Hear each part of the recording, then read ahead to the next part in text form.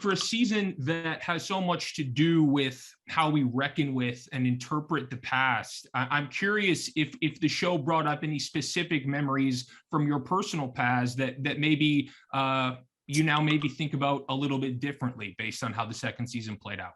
It's funny. I think I was less curious about my personal case in a way, and more curious just because I've spent a lot of time obviously with the therapy and kind of like all these things. In many ways, I guess I'm curious about all these questions about the nature of free will, or I became really obsessed with this idea about something called the arrow of time, and the question of why is it that we can see, remember the past, but we can't remember the future? And probably thanks to too many psychedelics in high school, I guess I just felt like, well, they're giving this budget. I guess I should put together a team of Cracker Jacks and try to find out the answer to that. Why can't we remember the future? So in a weird way, I think I was only drawing on the specifics of my own story to kind of try to have some sort of well of, specificity with which to really investigate those kind of inciting events of what I think are the formative story of me, and thereby the formative stories of anyone. You know what I mean? Like, these are the stories we tell of this is who we think we are. And like, is it? And and what about free will? And is there a way to change? And kind of, are we perceiving our experience correctly, or are we missing? Like, are there full omits on our concept of time? And then more practically, how does all of that sort of change our forgiveness or acceptance or compassionate natures around our sort of personal journeys and the injuries that we have done in our own lives, or our families have, sort of to us, for lack of a better term.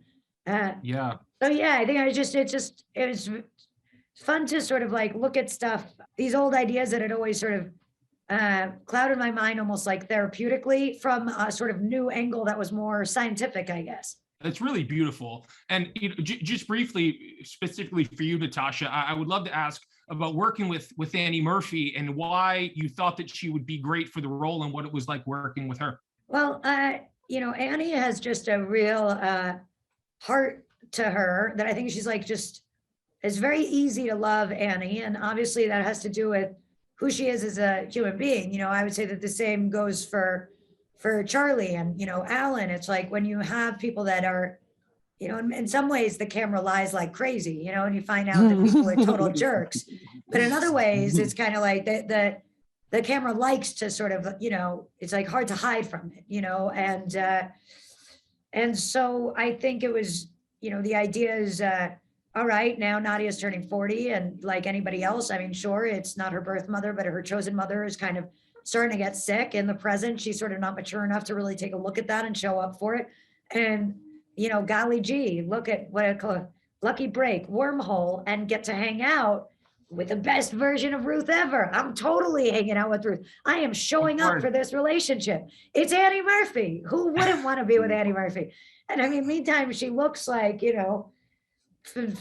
Jane Fonda or something in the 70s, and that she looks great. She looks like she's like right out of a Scorsese movie or something. And so, she was just terrific. It just felt like, oh, this is the person that you'd want to avoid reality with, that would still make you, there's enough gravitas there that you would feel like you were showing up.